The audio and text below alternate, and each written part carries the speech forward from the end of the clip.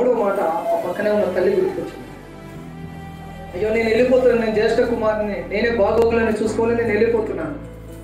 తన గురించి ఎవరు బాధ్యత వహించాలి, ఎవరికైనా నా బాధ్యతను అప్పగించాలి చెప్పి తనతో పాటే ఉండే, ఎప్పుడు తనతోనే ఉండి తన మనసును అర్థం చేసుకొని ఆ తల్లికి కూడా ఒక కుమారుడిగా పెరుగుతూ చిన్ననాటి నుండి ప్రియమైన శిష్యుడు యేసయ్యకు, యోహానుకు యేసు ప్రభు తన తల్లి బాధ్యతను అప్పగించాడు. అమ్మా ఇదిగో నీ కుమారుడు చెప్పి యోహానును తన తల్లికి చూపించాడు. ఇక నుంచి నా బాధ్యతలను అతనే నిర్వర్తిస్తాడు. తన శిష్యుడికి చెప్పాడు, ఇదిగో ఈమె నీకు తల్లి, ఇక నుంచి ఈవిడ నీకు తల్లి. నేను నా తల్లికి ఎలా చూసుకొని ఎలా చేస్తానో అన్ని పనులు నువ్వు అలాగే చేయాలి అని తన బాధ్యతను అప్పగించాడు. ప్రస్తుత రోజులలో ఈ మాట చాలా ప్రాముఖ్యమైనదండి. అందరూ జాగ్రత్తగా మీరు వినగలిగితే మీలో చాలా గొప్ప మార్పు వస్తుంది. మీలో చాలా గొప్ప మార్పు చూస్తారు. మీరు యేసు ప్రభువు ఈ మాట వెనకాల పాత నిబంధనలో ఉన్న 10 ఆజ్ఞలలో ఉన్న ఒక ఆజ్ఞను నెరవేర్చే క్రమంలో ఈ మాట పలికాడు. 10 ఆజ్ఞలలో ఉన్న ఆజ్ఞ నిర్గమకాండం 20వ అధ్యాయం 12వ వచనం. నీవు చెప్పండి, నిర్గమకాండము 20వ అధ్యాయం 12వ వచనం. సిలువలో పలికిన 3వ మాట ధ్యానం చేస్తున్నాము. నీ దేవుడే యెహోవా నీకు అనుగ్రహించే దేశంలో నువ్వు దీర్ఘాయుష్మంతుడు అవునట్లు నీ తండ్రిని నీ తల్లిని సన్మానించుము. పాత నిబంధనలో 10 ఆజ్ఞలలో రాయబడిన ఒక ఆజ్ఞను యేసు ప్రభు ఇక్కడ నెరవేరుస్తున్నాడు. ఆయన ధర్మశాస్త్రం నెరవేర్చడానికి వచ్చాడు, ధర్మశాస్త్రం కొట్టివేయడానికి రాలేదు. హల్లెలూయా. తాను మరియా యేసు ప్రభు తల్లి తాను 40-50 సంవత్సరాలకు వచ్చేసి, తన వయసు 40-50 సంవత్సరాల పైబడింది. విధవరాలుగా ఉంది. యేసు ప్రభు ఈ మాట మాట్లాడుతున్నప్పుడు తను విధవరాలుగా ఉంది. మనకు పర్సనల్గా ఏ ఇన్కమ్ లేదు. అర్థమైందమ్మా? వింటున్నారమ్మా? స్త్రీలందరూ ఇక్కడ వినాడు ఒకసారి, పురుషులు కూడా ఇక్కడ వినాడు ఒకసారి. తను 50 దాటింది ఏజీ, విధవరాలుగా ఉంది. పర్సనల్గా తనకి ఎలాంటి ఆదాయము, ఇన్కమ్, జీతం, సాలరీ, ఆదాయం ఏమీ లేదు. యేసుక్రీస్తు ప్రభువు తను తీసుకున్న నిర్ణయము చాలా మంచి నిర్ణయం. నా సావు నేను వస్తున్నాను, నీ సావు నువ్వు సావు అని గాలికి వదిలేయలేదు. అర్థమైందమ్మా? నీ రోగంతో, నీ కష్టంతో, నీ సమస్యతో, నీ బాధతో, నీ అప్పులతో నువ్వు సతమతం అవుతూ ఉండొచ్చు అని నీ తల్లిని నీ తండ్రిని వాళ్ళ గాలికి వదిలేయకూడదు. నీవు 100 సమస్యలతో సతమతమైతే ఉండొచ్చు, నీ అత్తగారిని నీ మామగారిని వాళ్ళ గాలికి వదిలేయకూడదు. అది నీకు మంచిది కాదు. హల్లెలూయా. నిజంగా నువ్వు ఒక క్రైస్తవుడు అయితే, నువ్వు ఒక క్రైస్తవురాలు అయితే యేసు ప్రభు చెప్పిన ఈ మాట ప్రకారంగా మీ తల్లిని మీ తండ్రిని ఎలా ప్రేమిస్తావో నీ అత్తగారిని నీ మామగారిని కూడా అలాగే ప్రేమిస్తావు. దేవునికి స్తోత్రం. హల్లెలూయా. యేసు ప్రభు లేఖనాలను నెరవేర్చే దేవుడు. ఆయన సిలువను పలికిన ఈ మాట ఒక సందేశం ఏంటంటే, నీ తల్లిదండ్రులను ప్రేమించు, నీ అత్తమామలను ప్రేమించు.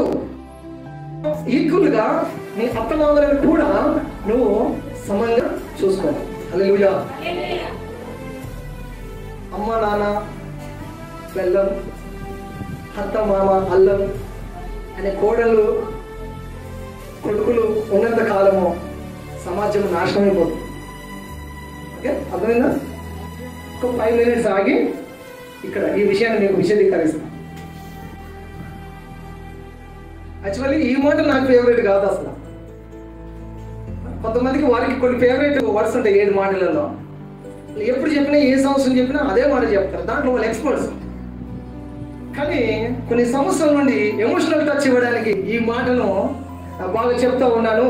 దీంట్లో యేసు ప్రభువు తన తల్లి బాధ్యతను పట్టించుకున్నాడు. ప్రస్తుత కాలంలో పట్టించుకొని పిల్లలు ఉంటున్న కాలంలో యేసు ప్రభు దగ్గర నుండి నీకు నాకు మనకు వచ్చే ఒక సందేశం ఏంటంటే, మీ తల్లిదండ్రులను పట్టించుకోవాలి. హల్లెలూయా. నీవు నీ తల్లిదండ్రులను పట్టించుకుంటే ఓల్డ్ ఏజ్ హోములు ఉండవు. ఏముండవండి? ఓల్డ్ ఏజ్ హోమ్స్ ఉండవు, వృద్ధ ఆశ్రమాలు ఉండవు. పిల్లలు తమ తల్లిదండ్రులను పట్టించుకోగలిగితే, శ్రద్ధ వహించగలిగితే వారికి ఓల్డ్ ఏజ్ హోమ్స్ ఉండవు అని మూతపడిపోవాలి. ఓల్డ్ ఏజ్ హోమ్స్ అని మూతపడిపోవాలి. ఎందుకు మూతపడిపోవాలంటే ఎవరి తల్లిదండ్రులు వాళ్ళ ఇంట్లోనే హ్యాపీగా ఉన్నప్పుడు ఇంకా ఓల్డ్ ఏజ్ హోమ్తో పనే ఉంది. చెప్పండి. నీవు కనుక మీ తల్లిదండ్రులను ఓల్డ్ ఏజ్ హోమ్లో వేస్తే, వృద్ధాశ్రమాలు వేస్తే, నీ పిల్లలు నిన్ను అదే వృద్ధాశ్రమాలు వేసేస్తారు. ఓకేనా? హల్లెలూయా చెప్తారా? హల్లెలూయా. ఎక్కడికి వచ్చింది? మీరు ఏ విత్తనం విత్తుతారో అదే పంట కోస్తారు. నీవు మీ తల్లిదండ్రులను, మీ అత్తమామలను ఓల్డ్ ఏజ్ హోమ్లో వేస్తే మీ పిల్లలు ఇది చూస్తున్నారు చిన్నప్పుడు. మరి పెద్ద అయిన తర్వాత నువ్వు మా నాన్నమ్మకి ఏం చేసావో, మా అమ్మమ్మకి ఏం చేసావో నేను కూడా అదే చేస్తున్నాను మమ్మీ, డోంట్ వరీ, వెళ్ళిపోయి అక్కడే ఉండు. ఎక్కడ ఉండు? అక్కడే ఉండు. నీకు కూడా తెలిసి రావాలి. మనం ఏం నేర్పుతున్నామో అదే చేస్తారు. మీ అత్తగారిని, మీ మామగారిని, మీ తల్లి గారిని, మీ తండ్రి గారిని మీరు జాగ్రత్తగా చూసుకుంటే మీ పిల్లలు ఇది చూస్తారు. అయ్యో మా మమ్మీ, మా డాడీ ఎంత బాగా చూసుకుంటారు, నేను కూడా పెద్ద అయిన తర్వాత వీళ్ళని అంతే జాగ్రత్తగా, అంతే బాగా చూసుకోవాలి. లేకపోతే సీన్ రివర్స్ అవుతుంది. రివర్స్ ప్లే అవుతుంది. రోల్ ప్లే రివర్స్ అవుతుంది. జాగ్రత్తగా గుర్తుపెట్టుకోవాలి. ఓల్డ్ ఏజ్ హోమ్స్ లేకుండా ఉండాలంటే పిల్లలు తమ తల్లిదండ్రులను, తమ అత్తమామలను చాలా జాగ్రత్తగా చూసుకోవాలి. స్కూల్, ఓల్డ్ ఏజ్ హోమ్ రెండింటి గురించి ఒక మాట. School, old age home. తల్లిదండ్రులు చిన్నప్పుడు నేను స్కూల్కు నానా బాధలు పడి స్కూల్కి తీసుకెళ్ళి వదిలిపెట్టేసి వస్తాను. నువ్వు బాగా చదువుకొని రైజకుడికి కావాలి, ఉద్ధరిస్తావా ఉద్ధరియావా తర్వాత లెక్క. తల్లిదండ్రులు ఏం చేస్తారు? స్కూల్కి ఈడ్చుకెళ్ళి మీద స్కూల్లో పంపించేసి వస్తారు, నువ్వు బాగుపడాలి. కానీ ఆ పిల్లవాడు పెద్ద అయిన తర్వాత ఈ ముసలి తల్లిదండ్రులను తీసుకొని వెళ్ళి ఓల్డ్ ఏజ్ హోమ్లో పడేసి వస్తున్నారు. వద్దురా బాబు, ఏ మూలకన్నా ఉంటారా, పడ్డ అన్నం పెడితే చాలురా, నీ భార్య జోలికి రానురా, కోడల పిల్లలు జాగ్రత్త చూసుకుంటారా, గిన్నెలు తోముతానరా, పిల్లలను కడుగుతానరా, బట్టలు ఉతుకుతానరా, చాదనైనంత వరకు ఏదైనా పని చేసి ఏదో ఒక మూలను ఉంటానరా, ఆ కుక్కను పెంచుకుంటున్నావు, ఆ కుక్క కంటే నేను అంత హీనంగా అయిపోయినారా, ఆ కుక్కకున్న ఖర్చులు నాకు ఒక 10 పైసలు పెట్టినా నేను బ్రతికిపోతాను, ఏదో ఒక దగ్గర ఇక్కడ ఉండలేనురా అని ఆ తల్లి ఎంత ఏడ్చినా కూడా వదిలిపెట్టకుండా వృద్ధాశ్రమాలలో చేర్పించి భార్య మాట విను, లేకపోతే ఇంకేవో కారణాల చేత ఆ వృద్ధ తల్లిదండ్రులను ఎక్కడేస్తున్నారు? వృద్ధాశ్రమాలను వేస్తున్నారు. నువ్వు ఇలాగే చేస్తావని తెలిస్తే నేను ఆ స్కూల్కే పంపించేవారు కాదు, నీకు ఒక చిప్పు చేతిలో పెట్టి గుడిమెట్ల కాడ వదిలేసేవాళ్ళు. పిల్లలు ప్రయోజకులు కావాలి అని కదా వాళ్ళు చేసేది. వాళ్ళు స్కూల్కి పంపిస్తే నువ్వు వృద్ధాశ్రమానికి పంపిస్తావా? బుద్ధి లేదు. నెక్స్ట్, చిన్నప్పుడు పిల్లలు మరి తల్లి ఒక ముద్దర అని తినిపిస్తామంట. ఓకేమ్మా, తినిపించారా మీరు? ఎంతమంది తినిపించారమ్మా? ఇంకా తినిపిస్తూనే ఉన్నారు. ఇంకా చిన్న పిల్లలు బుడపాలంతా ఉన్నారు. ఇంకా అందరూ తినిపించిన వారే కదా. గోరుముద్దలు తినిపిస్తుంటారు మీ పిల్లలకు. గోరుముద్దలు తినిపించి గోరుముద్దలు పెట్టి మిమ్మల్ని పెంచారు. పెద్దగా అయిన తర్వాత వృద్ధాప్యంలోకి వచ్చినాక మీ తల్లిదండ్రులు మీ దగ్గర నుండి కొంచెం గంజినీళ్ళు అడుగుతున్నారు. అంతే. ఏమడుగుతున్నారమ్మా? కొంచెం గంజినీళ్ళు, జీవి గంజి పోస్తే చాలు అనుకుంటారు. బ్రతకడానికి ఇంత గంజినీళ్ళు పోస్తే చాలు, నాకు పరమాన్నం అవసరం లేదంటున్నారు తల్లిదండ్రులు ఈనాడు. వాళ్ళకి అరగదు, లేదా సాఫ్ట్ ఫుడ్, ఏదో సామాన్యమైన సాధారణమైన ఆహారం సరిపోతుంది వాళ్ళకు. మీరు తినే చికెను, మటను, ఇంకా ఫాస్ట్ ఫుడ్ అవన్నీ వాళ్ళకి పడవు, వాళ్ళకి జీర్ణం కాదు, అరగదు. లేదో గంజినీళ్ళు అడుగుతున్నారు, అది కూడా పెట్టకుండా కషాయంగా మారిపోతుంది ఈనాడు లోకంలో పిల్లలు, కుమారులు, కోడళ్ళు కషాయంగా మారిపోతున్నారు. నువ్వు కూడా వృద్ధుడు అవుతావు, నువ్వు కూడా ముసలిదానం అవుతావు, నువ్వు కూడా ముసలోడు అవుతావు, నీవు కూడా అదే గతి కూడా. ఇప్పుడు నువ్వు ఎలా ట్రీట్ చేస్తావో రేపు నీకు అదే ట్రీట్ చేయబడుతుంది. చాలా జాగ్రత్తగా ఉండాలమ్మా, చర్చిలోనే యేసు ప్రభువే మనకి ఇట్లాంటి బోధనలు చేస్తాడు, విలువలను నేర్పుతాడు. హల్లెలూయా. విలువలను నేర్పుతాడు. కొంతమంది అడవాలంటారు, నేనే కొడుకు అయి ఉంటే మా తల్లిని మా తండ్రిని ఎంత బాగా చూసుకునేవాడిని అంటారు.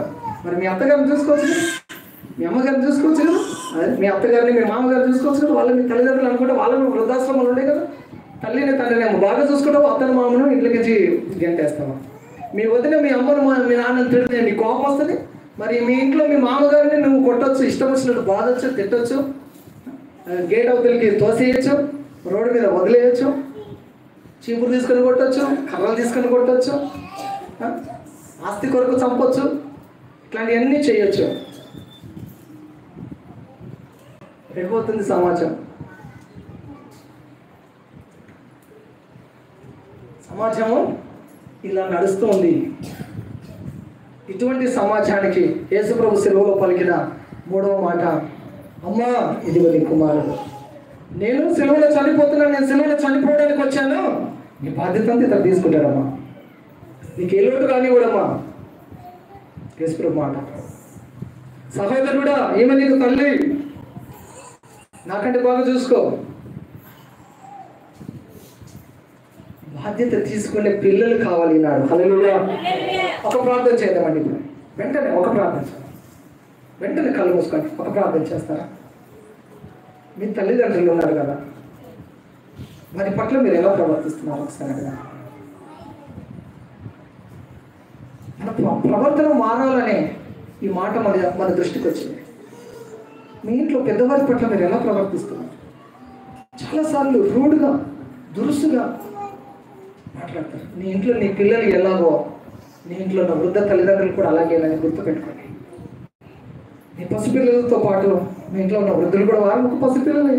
వారికి కొంచెం ఓర్చుకోండి, వాటిని కొంచెం ఓర్చుకోండి, వారికి కొంచెం సేవలు చేయండి.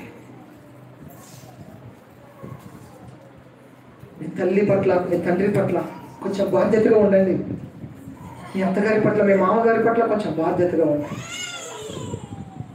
సహోదరి, నువ్వు ఒక ఇంట్లో కోడలు అయితే మీ అత్తగారిని మీ మామగారిని బాగా చూసుకో. మీ అమ్మను మీ నాన్నని మీ వదిన గారు బాగా చూసుకుంటారు. నువ్వు ఇక్కడ బాగా చూసుకుంటేనే వాళ్ళు అక్కడ బాగా చూసుకుంటారు. వృద్ధుల పట్ల ప్రేమను కనపరుద్దాం. మన ఇంట్లో ఉన్న వృద్ధుల పట్ల ప్రేమను కనపరుద్దాం, శ్రద్ధను వహిద్దాం, వారితో ప్రేమగా మాట్లాడిద్దాం. వారి పట్ల కఠినంగా, కట్టుగా, దురుసుగా, బాధ పెట్టేటట్టుగా, తిట్టేటట్టుగా, కొట్టేటట్టుగా నీ ప్రవర్తన నడకూడదు. అది నీకు శాపం. నీ తల్లిని నీ తండ్రిని నేను సన్మానిస్తేనే, అని బాగుగా చూసుకుంటేనే నువ్వు దీర్ఘాయుష్మంతురాలు అవుతావు, దీర్ఘాయుష్మంతుడు అవుతావు. అని సరిగ్గా చూసుకోకపోతే, వారిని క్షోభ పెడితే నువ్వు అర్ధంతరంగా చేస్తావని వాక్యం చెప్తుంది. బాగా చూసుకుంటే దీర్ఘాయుష్మంతులు అవుతారు, బాగా చూసుకోకపోతే ప్రభా నా కుటుంబంలో మా పెద్దలను, తల్లిదండ్రులను సరిగా చూసుకోవడానికి నాకు సహాయం చేయండి. ఇంతవరకు నేను చూసుకోలేకపోయాను. యేసయ్య, మీరు సిలువలో పలికిన ఈ మాట ద్వారా నా కన్నులు తెరవబడ్డాయి, నా హృదయం కదిలించబడింది. అడుగుతారా? దేవుని అడగండి, ఒక తీర్మానం చేయండి. అమ్మా సహోదరి, సహోదరుడు, ఒక తీర్మానం చేయండి, ఒక తీర్మానం చేయండి. ఇక్కడ కూర్చున్న వారు తల్లిని పోగొట్టుకున్న వారు ఉన్నారు, తండ్రిని పోగొట్టుకున్న వారు ఉన్నారు. వారికి తెలుసు, వారు అనుకుంటున్నారు ఈ సమయంలో, అయ్యో మా అమ్మ మా నాన్న ఉంటే బాగుండేది, నేను వారికి సేవలు చేసుకునేవాడిని. తల్లిదండ్రులు ఉన్నవారు మీరు మాత్రము పొగరుగా, దురుసుగా ఉండవచ్చు. నాకు తల్లిదండ్రులు లేని వారు ఎంత బాధపడుతున్నారో. అయ్యో నేను ఇంకొంచెం సేవ చేస్తేందుకు మా అమ్మ నాన్న బ్రతికి ఉండకపోయింది, మా నాన్న లేకపోయింది, మా అమ్మ లేకపోయింది, మా ఇంట్లో మా ఆయన లేకపోయినా నేను ఇంకొంచెం సేవ చేసేవాడిని కదా, ఇంకొంచెం ఆయనకి ఏదైనా చేసి పెట్టేదాన్ని. ప్రాణంతో ఉన్నాం, ఎప్పుడు వారి మాట వినలేకపోయా. ఇప్పుడు బ్రతికుంటే నాకు బాధ్యత వచ్చి నేను వారిని సరిగ్గా చూసుకునేవాడిని కదా, వారు బాధపడుతున్నారు. తల్లి తండ్రి కలిగి ఉన్న నీవు హృదయం కఠినం చేసుకోకూడదు, హృదయం మెత్తన చేయాలి. తల్లిదండ్రుల పట్ల నీ ప్రవర్తన, నీ తీరు మార్చబడాలి. నీ అత్తమామ పట్ల నీ తీరు మార్చబడాలి. తీర్మానం చేయండి. ఇది మొదలుకొని నా కుటుంబంలో నా తల్లిదండ్రులను, మా ఇంట్లో ఉన్న వృద్ధులను నా సొంత కన్న తల్లిదండ్రులాగా నేను చూసుకుంటాను. యేసయ్య నేర్పాడు ఈ బాధ్యత నాకు, యేసయ్య నేర్పాడు ఈ ప్రవర్తన, ఈ ప్రేమ నాకు. తీర్మానంతో ముందుకు సాగు. ప్రభు ఆ తీర్మానం చేసుకుని బిడ్డలందరూ దీవించండి. ఈ మాట మా హృదయాలలో ఫలింపు చేయనుగాక. యేసు నామములో ప్రార్థిస్తున్నాను తండ్రి. ఆమేన్.